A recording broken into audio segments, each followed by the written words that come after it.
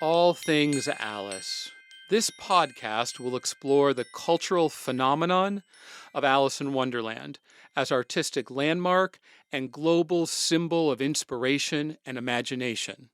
I'm your host, Frank Beddor, the author of the Looking Glass Wars Trilogy. Let's explore, what is it about Alice? I'm so excited to introduce my first guest, Vincent Proce. He's an illustrator, concept artist, and Emmy award-winning animator known for his work in film, television, and video games. He worked on the Oscar-winning film The Shape of Water, one of my favorites, Stephen King's hugely successful franchise It Chapter 2, as well as the genre-bending TV show The Boys. Welcome to the show, my friend. So, how you doing, man? I'm, I'm doing great, dude. I'm on a little bit of a hiatus right this very minute. I had a very busy summer. Yeah. You know, been doing a lot of movie work and a lot of TV work and stuff. And Well, let's talk about that because the last time you and I worked together was 2015, 2016. And, we've been working for 15 years. And yeah, it's weird, man, yeah, how the time just fucking it's fly, crazy, dude. How long it's been. yeah, flies by. But what I've noticed is that since you've worked with me, you have decided to start working with really A-level people. Now, I don't know if I was the forerunner and I warmed you up for No, the you totally were, dude. No, listen, believe me, I throughout my whole life, I never had any idea I would be working with all these great directors. And I mean, I honestly believed that I was going to be dead by the time I was 30 or a bum living on the street. I mean, I was a runaway as a kid. Oh, I didn't know And that. yeah, I ran away when I was 14 or 15 and I lived out on the street for a while. How long? And so my whole expectation for life was never grand. I didn't graduate high school. I didn't go to college. I did I did my GED. I never picked it up, but I did it. Anyway, the point is that I never expected any of this. So Well, and honestly, I just walked into it. It's no there's no fucking I didn't do anything magical. There was no mystery to it. It was just it just so happened that Stefan started working at Midway, and I was really disappointed about that because it was like, oh, they're hiring him to take my job and everything. But honestly, dude, it was the best thing that ever happened to me because the guy, he knows shit, and he introduced me to you. He introduced me to the world that he works in, which is like book covers and movies and stuff like that. And I didn't know anything about any of that stuff. well, let's tell our listeners that you're referring to Stefan Martineri, Yep. who Yep. is one of the legendary concept artists in gaming and movies.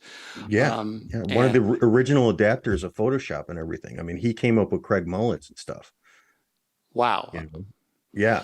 Yeah. He's a master of his trade. And to have him as a mentor early on in my concept career was, it's cool. I had a lot of mentors growing up. I had a lot of men step up and become like I mean, even you to an extent have been that for me because it's when you have people that are good people that help you come up in your career and everything like that, you tend to be like that too when you are in that position, Right, of right.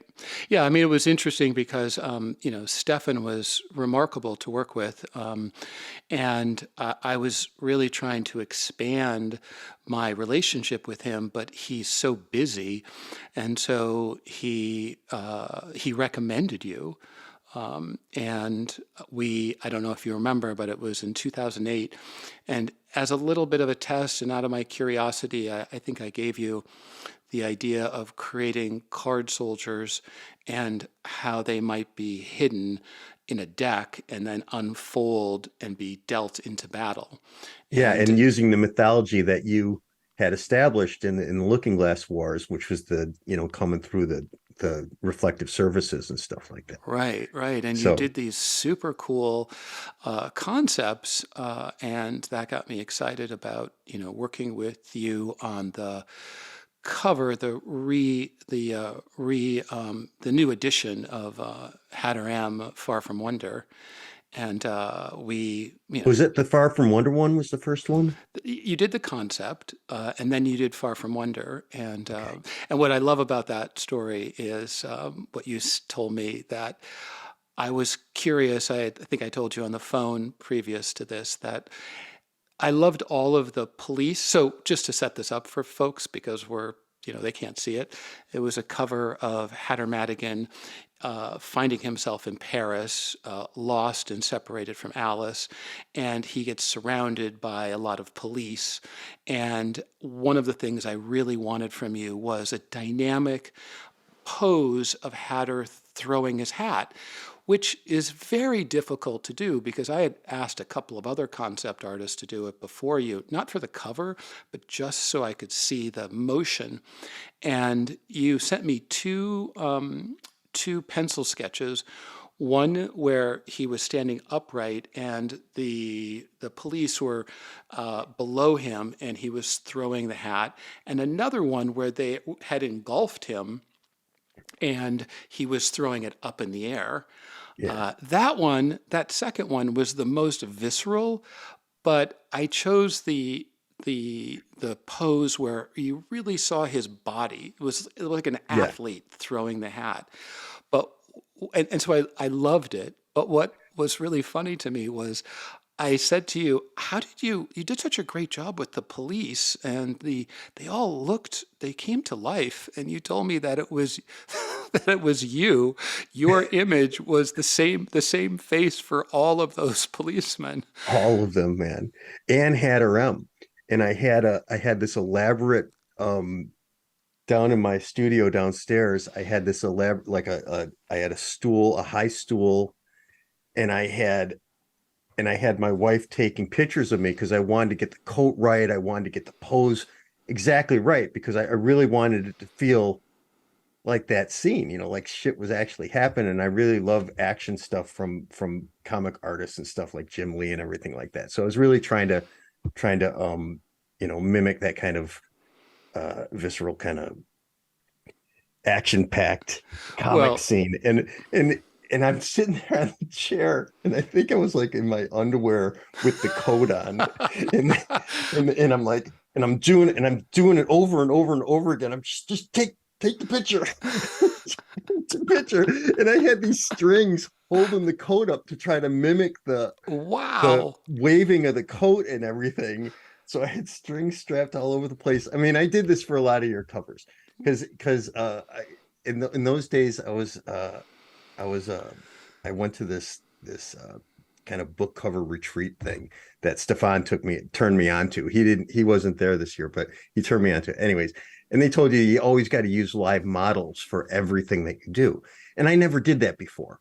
I never painted from life. I did life drawing classes and stuff like that to try to get my anatomy ability up. But, I never done that before. But so I was really into doing all these photos. So I have a lot of photos of myself as Hatter M throughout the years. Every one of those pictures, there's a picture of me somewhere as Hatter M in that outfit with that coat on. Okay, you're going to have to send those to me. We're going to have. I gotta dig them up, man. I know they're around here somewhere. I've gone through 2 computers since then, so I gotta, Yeah, that's gold. We have to. If they're in your underwear, that's even better. yeah. Yeah, Well, and then later when you had Hatters for the Crossfire covers, when you had it was a Hatter's brother, I believe, right? yeah, Dalton. Hmm. Yeah, Dalton. I had him. That was my kid. I used my son as that model. Oh, that's And both those pictures are him all in the on family. Crossfire, the star guy. That's my son. That's exactly his face and everything, dude. Oh, right. Oh, but no, I think in Crossfire, I think you might have used his face for Ovid, Ovid, that's the who, new not the character, brother, right? for Ovid. Yeah, the guy Yeah, with the right in armor the and everything front. on the cover. Yeah, with the kind of long, swoopy hair. Yeah. You But know, remember the first time you did Under Fire, you had a dude with really gray hair. He looked like he was 60 years old. I'm like, yeah. who's the guy with the gray hair? And I thought I didn't know where that came from, but we ended up tweaking that and both of those covers were inspired by some movie poster like the Dirty Dozen. No, The not Dirty the Dozen, Dirty the Dirty Dozen. Dozen, Yeah. and I remember we were going back and forth on that too because I really wanted because I love that stuff, man. Yeah. I love that those old movie posters. I mean, they don't do movie posters like they used to. I mean, Mondo, I think they come out with some good stuff. It'd be great to have them do a some kind of Alice one some Hatter M stuff or something. Get somebody at Mondo to do a Hmm. Yeah. they're Great idea. great, man. They're fucking great. Anyways, yeah, they don't do posters like that anymore, and it's such a great idea. I really got into it when I was doing it. Well, one of the things I wanted to mention about this was, I've noticed because I've worked with a lot of different concept artists for the Looking Glass Wars, probably 30 different people. And usually there are artists that specialize in environments. And then there's people that specialize in weapons. And then there's folks that do, characters. And the reason that I kept coming back to you for these covers over and over was because you do all three of those so well and they're sort of seamless. And I hadn't been able to find anybody that could bring personality to the characters, could, do the wrap around for my covers. So you had the great image on the front, but then on the back, it was extending the look and the feel of it. So, for instance, in the Zen of Wonder, we had Hatter in a pose in the front, but on the back, you created that really cool monastery and with those cherry blossoms. And it was seamless. They were beautiful connective tissue. Yeah, and you when you compose those out, you have to compose it as two images, but then as one image also. So there's like this extra layer of thinking because you don't want to have too much action on the back because that's where you're going to have words and stuff like that. Mm-hmm. So it's got to still feel almost like a movie frame, but then you could fold it in half and it still feels like it's a dramatic book cover. And I did a extended of somebody else did a cover for you that I extended it for you once, I think. Remember that? I extended a background on one of your covers. Oh, right. It was Just the background. I didn't do the cover. Right. Mad with Wonder. Yeah. Remember Mad with Wonder? And Yeah. it Yes. had I Hatter think that, from the back, and you saw his backpack and the blades coming out. yeah. But I needed I think it was in England. The sleeve. Yeah, I needed the sleeve Yeah. to be to Yeah. work. It was just a little short. So, yeah, I mean, we've done That's the thing. I mean, I'm willing to do anything with you, Frank. thanks, I brother. love your imagination, your creativity. It's amazing, man. Well, wait a second. Amazing. And you're so fucking accomplished. It's like, Jesus Christ, dude. Oh, okay. Wait a It's like second. Wait a second. He's Wait a a second. fucking Olympian. Wait a And second. he what? Wait a second. It's like, oh yeah, he produced something about Mary. Andy's a fucking Olympian, dude. Well, And he wrote best-selling novels. I mean, it's like, what the fuck? Who is this guy? no wonder Guillermo Del Toro wants to work with you. I didn't realize you were such a charmer. So No, dude, I'm all real, man. I'm It ain't teasing about you. that. I'm teasing you. Dude. I don't bullshit people. I don't blow smoke up people's ass. Really. Let's talk about I say what I mean. uh, Always. for 15 years. That's exactly right. So, but let's talk about your Oscar-winning movie. Oh, well, I only worked on that for a couple weeks, and he it's really funny because that was the first time I had ever worked with him. And when I met him, I tell this story all the time, but I don't think I've told it to you how I met Guillermo. You have not. I was at so I had gone to Comic-Con a couple times back in the early 2000s, and it's chaotic and it's hard and it's you've been to a million of them. It's Indeed. brutal, right? Brutal. Set up, it's just brutal. Anyways, so I was gonna quit doing it all. My wife talked me back into going because we had heard a friend of ours, another artist named Alan Williams, he had gotten discovered there from Guillermo Del Toro. He walked into his space and said, "Hey, I want to hire you for something." I was like, "Wow, that's amazing." So Jen's like, "Hey, we gotta go. We gotta go. He's gonna totally come into your space and ask you to, I'm like, I'll do it because you want to do it, but that's fun. That's I can't, Anyway, so I go and I got my whole set up and everything, got my paintings up and stuff, and I'm sitting there behind the desk, and it's like I think it was early, and just this big fat guy comes walking by with a Luca mask on, one of those old lucha wrestling masks, and big fat guy carrying all these bags and shit like that comes in and he's just like looking around and he looks up at the painting. He looks over at me, he comes up to the desk, he's like, "Hey," he pulls the mask away from his face a little bit so he could talk. He's like, "My name is Guillermo Del Toro. I want you to work for me." And I'm like, "All right, yeah, fuck you, man." Guillermo Del Toro. "Okay, dude, you're Guillermo." He's like, "No, no, no, I'm Guillermo Del Toro." I'm just, well, he's like, "Here, give me some of those books. Write your phone number in the back of there." I'm like, "Oh, okay, Guillermo. Here, if you want him, you could have him for free, And I wrote my name and my phone number on the back. And he's like, "No, no, no, no, no. I support the arts." And he gave me $100 bill. He's like, and then he walked away. Oh my And God, that that was it. And I is was just like, okay, it was bizarre. But again, this is the year that Jen told me to go because Guillermo del Toro was going to fucking discover. Anyway, so I called Jen right away because she wasn't at the box when I was there. And I'm just like, Guillermo del Toro supposedly was just here, but he's wearing a mask. So I'm not really sure if it was him. And I didn't know what he sounded like at the time or anything like that. But right. it was pretty funny. Anyways, a week later, he called and he said, "Hey, can you come up here to Toronto next week? I got this show I'm starting to work on called Carnival Row." Oh, okay. And I'm like, "Oh yeah, sure. That sounds wonderful." And I was like, of course, my head was exploding.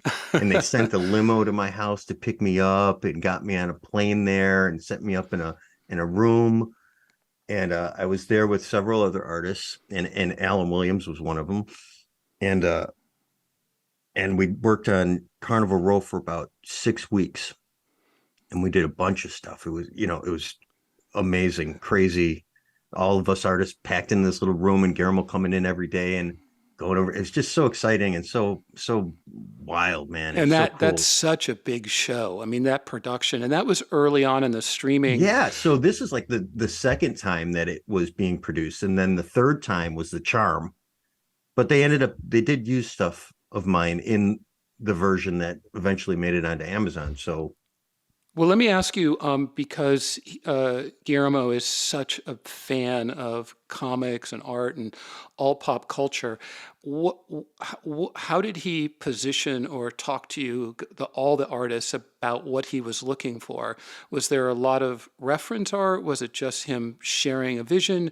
Did he say, come up with your best interpretation? Uh, Guillermo, because he's an artist himself, I think, because he draws, because he knows how to identify strengths in artists, and he focuses on having those artists do those things. what did he You know, focus you on? uh, I did a lot of keyframe stuff. Okay. I did some design stuff. I did a lot of. I mean, I worked on so many projects with him, and one, two, two came out. You I mean, worked on the Shape of Water, hmm which right after Carnival Row, he had asked me and Guy Davis to stick around for an extra couple of weeks, what'd you do on that show? and I worked on the tank, Hmm. the tank that the fish man is in, Yep. because I had drawn a tank for Carnival Row that he liked. Oh, So he wanted me to okay. design. So I did a bunch of tanks for him and some corridors. I did some the beast work was all taken care of because he had already had this vision for that guy ever since Hellboy. He had this idea for this relationship between a fish man and a human, so he had already had all that going and everything. But he just needed the environment stuff. That I did some of the apartment stuff and everything. But I mean, it was just 2 weeks. And it happened to win an Oscar, and It was, it was really a great film, and a subject about falling in love with the other, and it was a brilliant and metaphor. That it's okay to fall in love with something that may not necessarily be what everybody thinks you should be falling in love with. I mean, and so effective. Yeah. And so you've done some follow-up work with him, or? Oh yeah, I worked on Pacific Rim 2 with him for 6 months. Oh wow. For 6 months. What did you do on that for 6 months? For 6 months I was on that project. What kind of art? Giant robots, a million giant robots, and I did a ton of keyframes, and I did some monsters. I did all kinds of shit, man. I just did all kinds of stuff. And then 6 months later, we were all in the studios. We're in the offices, the Pinewood offices. And one day they just came in and said, okay, we're done. We're not doing it. And it was really disappointing.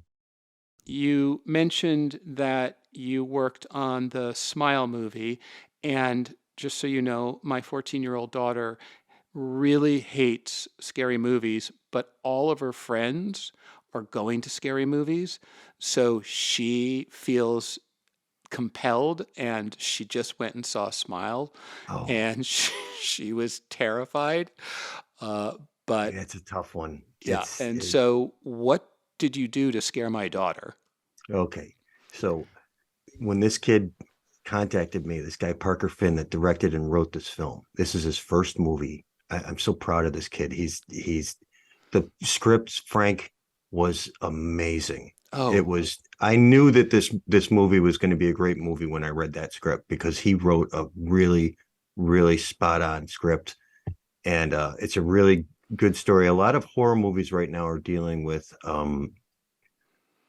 psychological trauma and how that trauma could come up and bite you on the ass later in life. Which for teenagers is a big deal.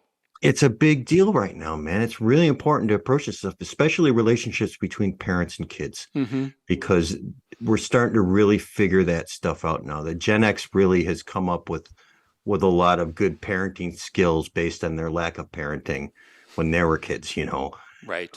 I think that we've done a pretty good job. I think that the kids that we had, they're pretty good. I mean, they're doing some pretty great stuff out there. So I have a lot of faith. Man. But anyways, so the Smile movie, I created so there's a monster at the end. I'm not going to tell you what it does, but it's a pretty horrific monster. Okay, so what did you create though? I mean, so what did the director say? Here's what I did concept art. So basically I watched the short of the film. So he had made a short, and that's on IMDb right now. You could actually see the short right now. I saw that and I read the script, and he said, I want to do this really interesting thing at the end. I don't want to really say what it is because it's part of the whole crux of the movie. Okay. But the visualization he described to me, he described what he wanted the creature to do. But as far as what it looks like, he's just like, I need you to throw some ideas at me. And I'll be posting these online, by the way, at the end of the month, beginning in November or something like that. I'll post some of the stuff that I did for him, because I wanted to wait until the movie's been out for a while before I post any of the concept art I did on it. But it's a pretty horrific monster. I think that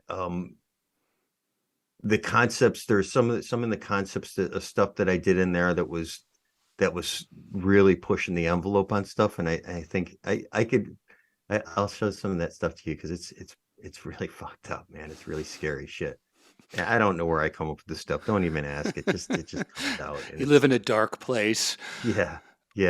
But I also got stuff coming out in Guillermo Del Toro's Cabinet of Curiosities. Oh, okay. What do you So have? there's a episode called Pickman's Model, which is about a painter, and it's an old H.P. Lovecraft story, and the paintings in the movie, the oil paintings, were all done by me. So in the show, it's like a Fantastic. hour episode of this show. So I did all the oil paintings, these big giant oil paintings for this, like I don't know, like 20 of them Uh, or I, something. I, Spent the I, whole I, summer working on them. oh, I didn't realize that because I knew that you did the pencil sketches and then you finished a lot of your work in the computer, but I didn't know that you did oil No, paintings as well. I actually recently learned oil painting over the past 8 years. I've been messing around with it and stuff like that, and I started getting really into it for a while there, and then I had done some prop work for Lock and Key, the TV show Lock and Key. Sure. I did the door, the ghost door, and I did some paintings, some drawings, and some illustrations in the computer, and then the one of the prop guys over there on Guillermo's show called me up. He's just like, I saw this bunch of stuff you did on Lock and Key. Do you think you could do these paintings for this Pikmin model thing? And he's like, you want to talk to the production designer? I'm like, yeah, sure, I could do it. I wasn't sure if I could do it, but I wanted to do it really Yeah. bad. Well, it's much So I'm better to like, say yeah, I could yes. fucking do it. So I went out and I bought a bunch of giant canvases and I did all these paintings, man. And a couple of them I had to do in the computer because of time restraints. I did like maybe 2 or 3 in the computer, but all the rest of them I did on canvas, and some of them are pretty horrific. I I can't wait to see them, and I'd love to include them for the listeners to check them out on Circle. So when you feel okay with sharing them, Well, when it releases, like they're gonna have the first 2 episodes out on the 25th, I believe, and then and then weekly after that. I don't know when my episode is coming out. I worked on this stuff back in 2019 or 2020 or something. So right? I don't know when my episode is going to be out, but yeah, they're all my paintings are going to be in there. It's gonna be cool. And you're also working on that crazy hit show, The Boys, right? Or you did I work on did, it. yes, I worked on that last season. I am not working on it this season. But yes, I did design the giant house size penis. Yes, Of course you did. that was me. Okay. I did the whole animation of how he climbs into the head of the penis and down into the shaft of it. Oh, I'm of course. I mean, I'm so glad I asked. It's That's the kind of work that, the real art can come out. you know what, I actually enjoyed it a lot because you're doing something that nobody's ever done before. Whoever fucking drew that before? Ever. In the history of fucking the world, man. I mean, I drew a little tiny person covered in cocaine and lubricant climbing inside the pee hole of an erect penis. I mean, who's ever gonna ever draw that again? The inspiration, where it might have come from. I think I have to interview your wife. it, Well, it, it still makes me hurt thinking about it. The idea of something doing that is just so, it just makes my skin crawl. It's unbelievable. well, I have some experience with that, producing There's Something About Mary, Oh, right. the Beans and Frank. So I guess we're closer in, artistic inspiration than I knew before this chat. So When I saw it, it's like you see the way his nuts were coming out of the zipper, and it's like, what is that? How does that even happen? How does that? It's that actually happened to the Fairley's friend. So that was a real life experience, I, repurposed for art, or at least a laugh. it's again, it's one of those things that you kind of feel it when you see it. Yeah, yeah. In a very, very, It's very very palpable visceral way. way. So when he screams, the audience screams, and certainly all the men squirmed. Yeah. It's so extraordinary though that where we started this conversation about you being a runaway and not finishing high school or college. And it just is a great kind of lesson that, if it's something that I talk about in schools a lot, it's following your passion and trying to have a career that's something you love to do. So take me back to the beginning of your drawing career, because I love seeing your sketches. They're really loose, and I love, they're on a scrape of paper. Or I know you have a sketchbook, and so is that how you got started? I mean, because So my dad he was an artist, but he was like, he always wanted to be an artist, but there was never really any money in it. hmm Being a Chicago poor, didn't really go to college, so it was, anyways, seeing him draw, that was kind of a way for me to get closer to him. We had a very strained relationship, hmm and my relationship with drawing really was in tandem to me trying to get approval in right. tandem of that. You know what I mean? And so it became a comfort zone for me. It became a place for me to escape to all the time. And when it came a place where I couldn't escape there anymore, then that's when I left, and the drawing was always something I had to do, not necessarily something that it's a drive, man. And I couldn't do any other job. Honestly, dude, I Right. really couldn't do any other job. I've tried to get work at gas stations and all kinds of, I couldn't do anything else. I mean, I'm a pretty good bullshit artist, so I could go the con man way. I mean, I did do telemarketing and stuff, but I'm past that era Yeah. in my life. But that was a certain point in my life too. But I started off doing just drawing on napkins and stuff for people in a bag of folders or whatever, wherever I could. When you And say for people drawing, just their just in coffee likeness or shops, coffee shop, really? I would ditch school for, weeks on end and just sit in coffee shops all day, smoke cigarettes, drink coffee and draw people, you know. Wow, you're And not the you're I was the only artist I knew too. I didn't know any other artists. I didn't have any friend artists growing up. All my friends were just regular people that, really didn't have a lot of ambition, at least that was just my experience. But I was all over the place. I was never in one place for any length of time, always, bopping around, living with this person or living over there, or living out there, you know. well, you wouldn't be the ideal role model for most parents, but let me ask you No, no. how you discuss this with your son. I'm interested in, we as parents want to evolve from where we were or from what our parents gave us. So how, if your son, has he ever said, hey, I just want to do rock and roll or some equivalent, and you did it, Dad, why should I go to college? Why should I follow this path that, society tells us we need to follow? Right. Well, there was struggle, a little bit of struggle there just because of, because my wife, she really, really was on wanted him to go to college and everything like that. And because I'm such a fucking dimwit, I'm just, what does he need college for? You know, I didn't go to college. Right, right. Okay, okay. So So you weren't so stupid. keen on the of evolving. Yeah, that didn't work out very well. But he is pretty well adjusted and everything. And I think a lot of that, because what I noticed growing up is that a lot of the Gen X parents, the parents of us, were, Helicoptering. they weren't scared of making us the enemy in the house. You know, it's like there is always an us against them sort of thing with our parents for some reason. And Hmm. I don't understand why, because with our kid, we never had that. It's us against you. We're all part of the same group. You Mm-hmm. know, I'm not going to come down on you for something that I know I did at your age.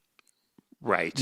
I mean, how can you get mad at that? It's part of, that's the way they learn, you know? I find that really true, because the more honesty you are with your kid, like, look, I know you're going to do these things. If you're going to drink, if you're going to vape, I'd rather have you do it at the house. than out somewhere where it's unknown and scary, especially with what's happening with fentanyl. So Yeah. it's like we need to keep the kids close and be evolving is just being real to what kids are facing. Is that's how I parent. I just like you It's ask me a you're question, absolutely I'm going to tell you it's exactly the truth and what I did. that's what it is.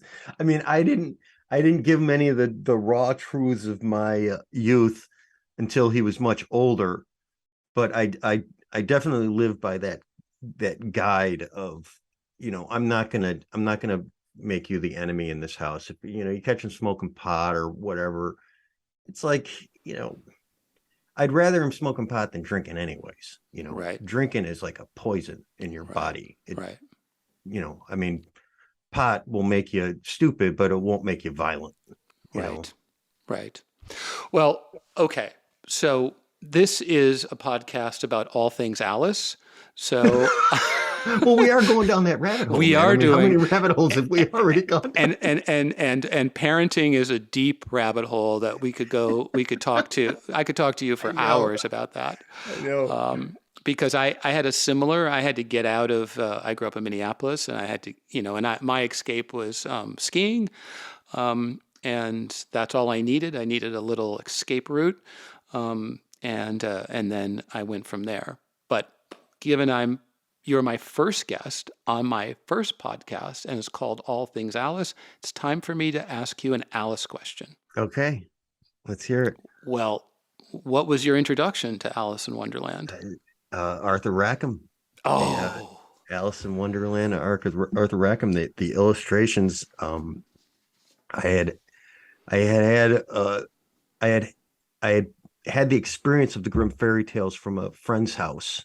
I'd seen that book, and the work of Arthur Rackham is it's just magical. It's what all the modern fantasy artists base their ideas on, because he's just so prolific. But in that realm, yeah. what's the So quality of his drawings that you could describe, which the reason you feel the way that you do in terms of technique? a lot of it has to do with the nostalgia of it. Hmm. Honestly, the look of that Victorian era kind of uh, the facial features, the way the eyelashes, how long the eyelashes are, and how everything is kind of delicate and in its own place. But then when you see some of the more dramatic creatures, uh, they become grotesque, but still at the same time approachable. I don't know how to explain it, but it's just the way he lays his color down. It's also, I'm looking at some pieces right here on my screen, and he's just it's hard to describe, man. It's really experience. I think my favorite is Ralph Steadman. Um, Steadman was the guy who he was friends and a collaborator with Hunter S. Thompson. And Okay. Oh yeah, I remember. Yes. Yes, it's crazy. It's like tripping on acid but work. the Yeah. lines, Yeah. they're so clean and they have such a whimsical. And to your point, I mean, this was in the '60s. I think he did his Alice in 1969, so it does feel of the era. Obviously, uh, Hunter S. Thompson. Um, so I love that guy. And there's one other guy, Barry Moser. Barry Moser won American Book Award for his design of Alice in Wonderland. He produced handcrafted books, and he won this award for design and illustration. And his is kind of a combination of Arthur and Ralph, and so I love him as well. Um, oh, that's Oh, okay. Yeah. Yeah. Oh, wow. That's really great stuff, man. I'll post some of these on Circle if anybody's interested in seeing all of this art the concept art that Vince has done for the Looking Glass Wars, or some of the art that we're talking about for Alice in Wonderland, will just sign up for my Circle account, and we'll share it there exclusively. I wish that you sent this guy to me way back when, dude. Why didn't you send this to me as inspiration? Because now I'm like saying, I now thought I want was, to redo stuff. What's the matter with you, man? I thought I was inspiration enough. Okay, let me ask you another question. If you were to choose a character from Lewis Carroll's Alice's Adventures in Wonderland, who would most represent you and your personality? Who would you be? It's hard to, I've been thinking about that because I remember you put that in my head the last time we talked on the phone. And originally I was like, oh, I'd be Alice. But then I was just like, but I do feel like I'm always feel like I haven't done something that I'm supposed to do. So I'm like, well, I'm probably like the fucking rabbit then. And then I'm like, but wait a minute. I am confused a lot of the time and directionless. So I'm kind of like Tweedledee and Tweedledum. So I settled for one of the oysters. That is an excellent answer. Well, given your childhood, I really understand the White Rabbit. You definitely fell down a rabbit hole, but I would say that you're more Alice than an oyster, because despite all the chaos that surrounded your life, you figured out how to get home and make a life for yourself. So yeah, it's really, and it all started when Guillermo walked into my space, man. That was it. That was the end of it. That's really a great story. So, okay, well then, what about Frank Beddor's Alice? Man, and I've been thinking a lot about that too. So I'm not an assassin. Okay. Okay. But you want to be. What about we all want to be the badass, but I always think I'm the guy that's throwing the blades in the hat, and or I'm Alice with a sword and I'm leading people, or I'm fucking the assassin cat and I'm like clever, but then I'm like, oh no, I know a guy that's more like that, or I know a guy that's more like that. And for me, because I'm not really an action-oriented person, I don't really know who I am in that universe, because it seems like everybody is so capable, and honestly, I don't really think I'm that capable at anything other than doing what I'm doing right now. Well, so it doesn't seem like anybody's really in that world is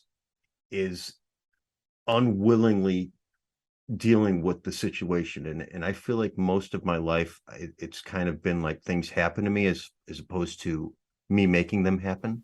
Well, then you're the Walrus Butler, because the Walrus Butler is in the middle of all the chaos, and he's just trying to deliver his tea and do what he's supposed to do and not get taken out. So that's kind of where I'm at. I mean, I wouldn't say that I'm not courageous, or I don't want to give my input, but I feel like I don't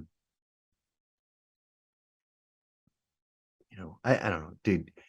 The pandemic has really made my brain, I have a hard time communicating with people because just me and my wife communicate, and a lot of times you communicate without words. You communicate in ways that you don't normally communicate with people in the outside world. So when you do, it becomes, awkward. And so I'm always trying to figure out what am I saying something that I sound like an idiot, or if I sound, I don't know. You know what? You might want to cut all this shit out. I don't know what's happening. Actually, the exact opposite is true. Because in this short time we've been chatting, you've been authentic, You've revealed things that are personal, that are meaningful. You've shared your ups and downs. You've shown your talent.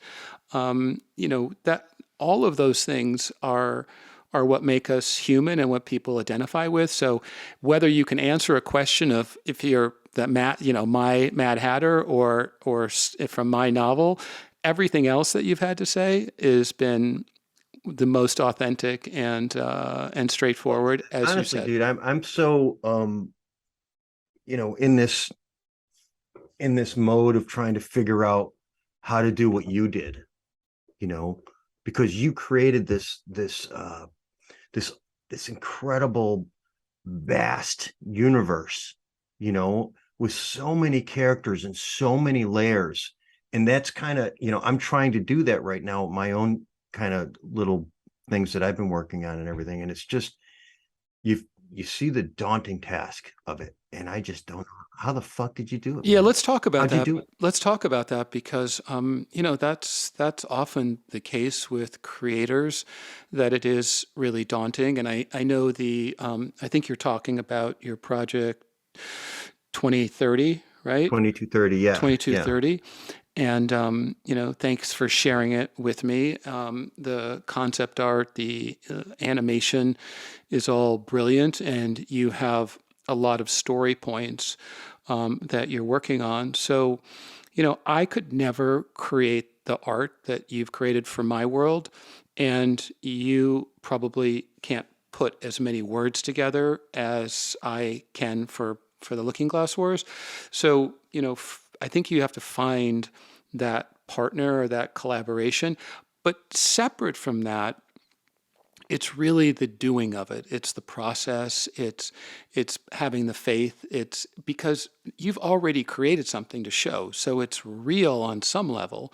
Now, whether you do a short piece of animation that lives on the web, those things become real and tangible and they grow from there. But you have to put it out beyond your computer. I know. So it's when are you going to be brave enough to share in a way that doesn't have to be daunting, in a way that doesn't have to, you don't have to have a huge deal to do it. You know how Somewhere. we are, dude. It's the whole perfectionist thing, Yes, I do. the idea that you want to have it. Because I honestly do, I've been working on it for so long. I've changed the message, I've changed the characters, I've changed the dynamics of it. I've changed actually whether it was a comedy or a dramedy or a sci-fi horror. It's like changed so many times and morphed so many times. And then because of the Trump and the pandemic and all these different things that are happening in society, they've all found their way into this story. The gender switching and gender fluidity and life expansion and AI taking over jobs. I mean, our jobs, the artist jobs. I mean, with the new with Midjourney and DALL-E and all these AI programs that are creating wonderful works of art. I mean, sure, it's all based on other artists' work, but I mean, it's artificial intelligence, but it's art. I mean, who's to say it's not art? So, what are these artistic influences that would have led you to this story, this 20, 2230? 2230. It's Mobius. Mm. I love animation. I always have. I've always been really into it. It's how I got my start in professional art. I started out working in Warner Brothers and Animaniacs and Pinky and the Brain and a bunch of other stuff way back in the 90s. And just the idea of being able to draw something that could come to life to me is just it's so cool. It's so Just so, exciting. it's so cool, man. And even like I was just looking at that little animation I did of Hatter throwing his hat. And I actually picked up After Effects. So now I can do full animation now. Like before I used to do it on paper with the wheel and the dope sheet. all physical work. That's when I was in animation. But when I did Danger and Eggs, that was all in Storyboard Pro, and that's um, So that people know what you're talking about, that's what you won the Emmy yes, that was what for I got the Emmy for. And directing. It's an that was animated show. Where could we see that show? that's on Amazon. So you could Danger just and look it Eggs. up on Amazon. Oh, I'm pretty sure anybody that's got Amazon could see it, oh, you know. super cool. Yeah. Yeah. And by the way, that Hatter animation that you are referring to, I had forgotten all about that until I started prepping to do this interview, and I went, What was I thinking? Why am I not using that? It's That's really it's graceful. I so mean, the poses are beautiful, and gorgeous, gorgeous. I So didn't, it was really fun working on that. I had Jen actually take pictures of me running through the yard and doing that with in the your hat. underwear? Not in my underwear. I think it was a little cold outside. Yeah, So you never want to be in your underwear when it's cold out. no, no, no, it gets brittle down there. Um And there's often yeah, some I shrinkage. did all those poses, man. I mean, I threw that hat 100 times. It it's really outstanding. I love all those poses. So I'm gonna post that because on Circle because I really like that. So, but I'll tell me, make a little I'm gonna cut it apart and I'll make a little gift for you. oh, can you improve upon it now because of your new Yeah, I think I After could cut it Effects? out and actually make a little movie of it doing it, you Oh, know. even better. That'd Yeah. be great. Yeah, I'll try to do that over the next week or so. Okay. So just tell us about what's the story of Danger and Egg. Danger and Egg. So this is a buddy of mine, Mike Owens, had created this he had this vision for this egg that lives inside of a chicken butt in a in a state park. Wait, Okay. I have to just take a moment because I have to think about the vision that he had. Okay, go ahead. I'm with you now. It's a gigantic chicken. It's like a kaiju chicken. It's Okay. huge. And yeah, the chicken just kind of nests there and the egg lives in there and he's the danger egg, so he's really cautious and everything because he doesn't want to crack a shell. And he's got this crazy friend named Dee Dee that is just a maniac. She's always trying to cause danger. And her father was actually he was a stuntman sort of guy that like Evil Knievel. And he always is in all these casts and bones and shit like that because he's always all messed up because he's always taking all these risks. And it drives the egg crazy, because he's like, you got to be safe and everything like that. So there's a lot of messages about that kind of stuff in there. And it's really just them on adventures in this park. And there's other people that come, like the mayor comes there and like these other little punk ass people and shit like that, always messing with them and stuff. So it's a fun little show. It's funny, it's cute. And it was a quick job. I was on it for like 6 weeks or something like that. And then I left early because I had to do another project.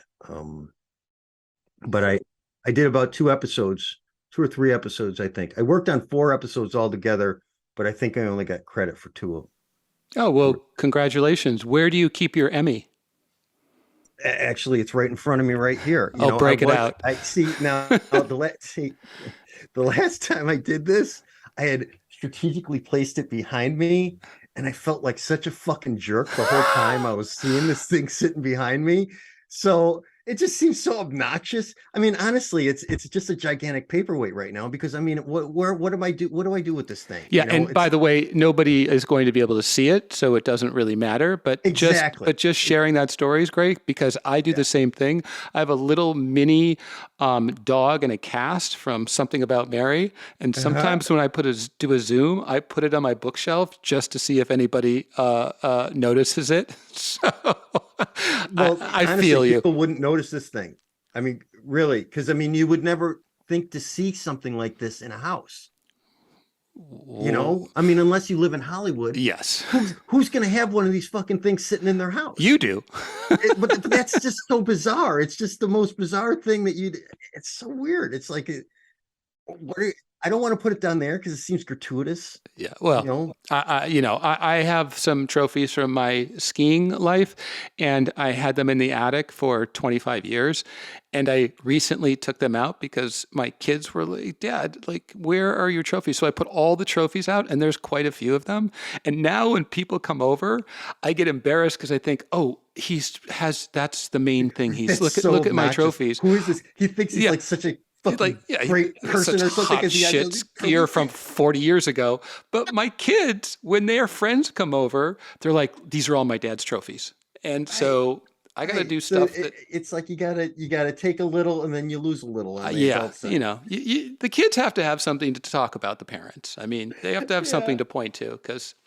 So I have just two more questions for you, and I am very curious of all of the Alice in pop culture, which is, it runs very, very deep. Is there a piece of art or a show or something that speaks to you that you could share with us? And I'll give you mine just so you know, because it's pretty on the nose, which is my favorite song, Jefferson Airplane's White Rabbit. I've long been a fan of that, and that's, you hear that all the time. And then, of course, The Matrix is another favorite. I love all the motifs in the movie. I love the White Rabbit. Gives Neo the message, and those are two of a long list of Alice And inspired. I heard this from you before, and I've been thinking about this. You know, first of all, Jefferson Airplane in that song is so saturated with drug culture. And I was wondering, what did that did that have an effect on you too? Was there some kind of, because it was such a hippie, because whenever I heard that song, it was all about tripping on mushrooms and hanging out and smoking pot and all that kind of stuff. That's where my mind went listening to that song. And I'm just wondering for you, did it go totally to the Alice in Wonderland? Or was that influence there too? Yeah, I mean, this is the thing that's so remarkable about a story that was written 157 years ago, that Alice represents the time, the era. And so in the 60s and 70s, Alice represented the psychedelic rock and roll sort of drug culture that was prevalent. Now, you see Alice in Wonderland referenced a lot in politics because of the craziness. So you'll see a Yes, headline yes. with Trump in Wonderland, or, we've stepped through the looking glass with Or going Rex. down that rabbit hole in the internet. It's so referenced. Yeah, and so it keeps morphing to represent, and it becomes the language for us to articulate the times we're living in. And so for me, because I was, in the 70s, I was as a teenager, young teenager, that song, resonated, and I thought it was such a cool song, and it just keeps finding its way into, culture. So it was used in the most recent Matrix sequel. So I think it's also a great Resurrections you song. talking about? Yeah. I think Yeah. it was used in the Yeah. ads. I'm not sure if it was used literally in the movie, but I Well, think they did say, like, follow the white rabbit in the first movie, and she and the Wachowskis used the blue pill and the red pill, not the drink me, the right. different colors. So that pill replaced what was originally in the novel, But and again, that's a sign of the times, though. I yeah, mean, exactly, you're not going exactly. to take tea now to get Yeah, healthy or whatever. You're going to, you take a know. pill, But yeah. So I mean, for a me, I guess, Xanax. honestly, the Disney animated movie is what introduced me to Alice in Wonderland altogether. But the Arthur Rackham stuff is what opened my mind to it. You know, I would say the Disney stuff, it brought me into the idea that, wow, that there's a thing, this animation thing where it could, where you could do anything, and it's just wonderful, fantastical thing, and I looked at it as something of more like this is a process sort of thing. And as far as like, I kind of lived in that kind of thing. It's like I had a top hat. I used to wear a top hat. You know that top hat that's in that picture? I Mm-hmm. actually used to wear that in the early 90s, Oh, like cool. around. Like, yeah. Well, Yeah. that was the I was grunge. that guy. That was the Yes. grunge era, so that would work. Yes. You had a long coat, you had a cool Yes. hat. Yes. I could get it. And kind of living that kind of Alice in Wonders, like in the early 90s, I did a lot of I hitchhiked across states and stuff like that, and I did a bunch of road trips across the country with no money, and you know, I squatted with the best of them, man. I was out there, doing mushrooms and hanging As in your New own Mad Orleans and Hatter. Mardi Gras. Yeah, dude. I mean, I was like, I was kind of living that Alice in Wonderland thing, and I think that that's kind of my biggest connection with Alice in Wonderland. Is I kind of feel like my whole life is that. Hmm. Is that it's this kind of like I don't know what's happening. All this is just gravy to me, because it's like at this point in my life, I feel like everything that's happened so far has been so much more than I expected, that it's just like, Well, you know, one of the topics of this conversation was which character you in Alice in Wonderland, but it seems to me that now, after this part of what you were just saying, that you're really Alice, because as a traveler, she is bombarded with oddities and weirdness at every turn, but she never loses her head. Excuse the pun. Even though you were dressed up as the Mad Hatter, you were the Mad Hatter as Alice traveling across the country. So I think that that's a perfect place for us to end our conversation. And I want to thank you for your honesty, and especially the work that you've done on behalf of my Looking Glass Wars. You've done 5 covers. They're all spectacular.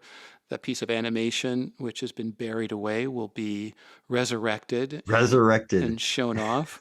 And I wish you the best with your project. And, if you want to talk about the pitch and the story in more detail at a different time, let's I would do love that. to, man. Yeah.